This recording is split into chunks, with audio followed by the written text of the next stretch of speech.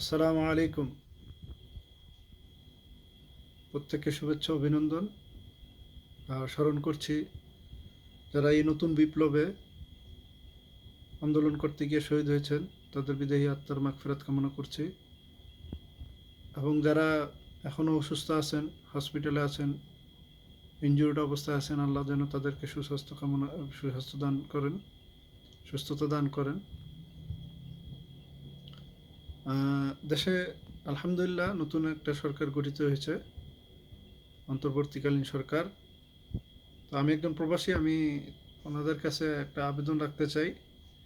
এবং যারা এখন আমরা আশাবাদী যে আমরা নতুনভাবে দেশকে সমৃদ্ধশালী করতে চাই, তাদের কাছে সকলের কাছে আমার আবেদন, মূলত সরকারের কাছে আবেদন।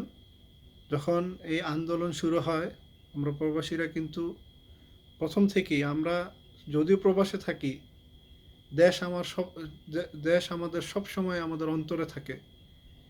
ফ্যামিলি এবং দেশ সব সময় আমাদের অন্তরে থাকে। কি হয় সব কিছু আমরা খবরটা রাখি।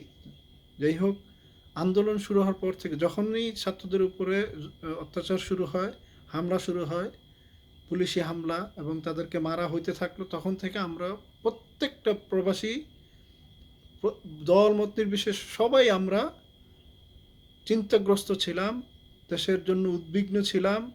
এবং সেই চিন্তাগ্রস্ততা, উদ্বিগ্নতা, আমরা তো ঘুমাইতে পারি নাই, নির্ঘুমতা আমাদেরকে রাস্তা পর্যন্ত নিয়ে আসছে। আজকে আমার এই ভিডিও করার, আমার এই বার্তা দেওয়ার একটাই কারণ, মূল কারণ হচ্ছে যে আরব আমিরাতে যে আমাদের প্রবাসী ভাইয়েরা আটক হয়েছেন, শাস্তি দেওয়া হয়েছে তাদেরকে।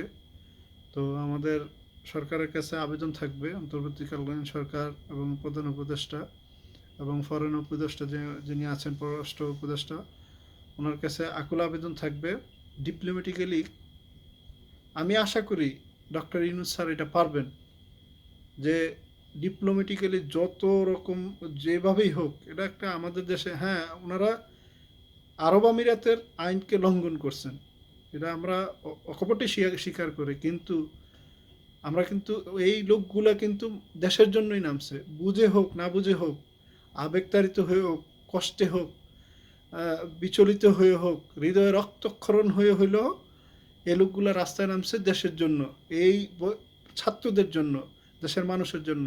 তো আমার আকুল আবেদন থাকবে, এটা যেন যত দ্রুত সম্ভব ডিপ্লোম্যাটিক্যালি মুভমেন্ট করা হয়, তাদেরকে মুক্ত করা হয়।